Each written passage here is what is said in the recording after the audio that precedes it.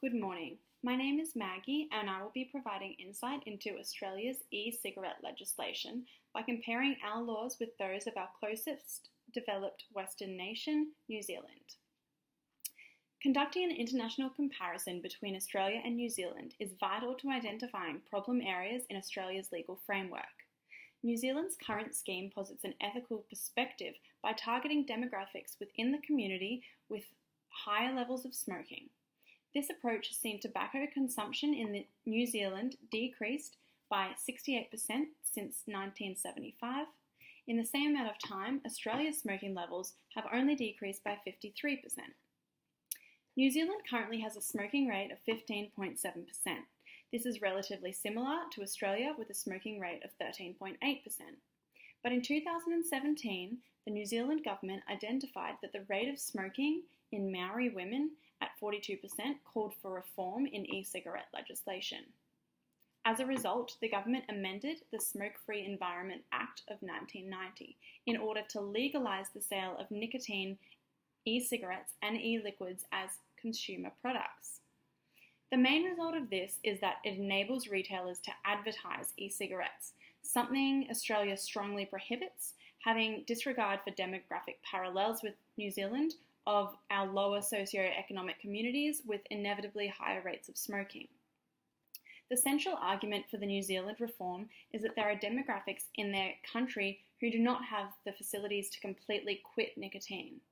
New Zealand emphasises the use of pharmaceutical aids for smoking cessation.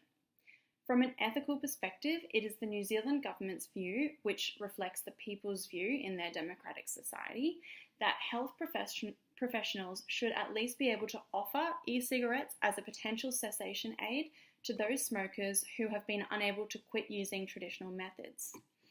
By legalising nicotine for those who need it most, New Zealand uses positive liberty theory to provide what a certain demographic needs, legalising nicotine, so that they are able to enjoy their liberty to the highest degree, that is, to help them quit smoking conventional cigarettes.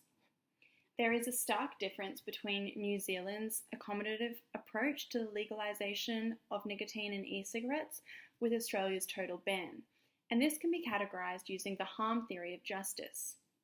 This theory states that laws should only be made to prevent harm to others.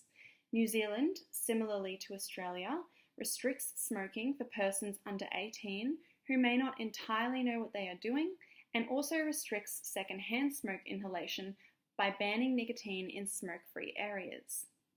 This prevents both children and non-smokers from having any immediate effects. Harm to others, however, does go further than the immediate physical effects and may also include economic factors such as burden on the healthcare system from nicotine-related illness. To counter this point is the fact that it has not been proved uncontradicted that vaping nicotine products directly causes lung cancer like cigarettes do. So the government is legislating on a whim, if you like, with large costs to society. To summarise, it is argued that Australia's total and perhaps overzealous ban on nicotine in e-cigarettes is not only out of line with its closest international counterpart, but it breaches the harm principle of justice.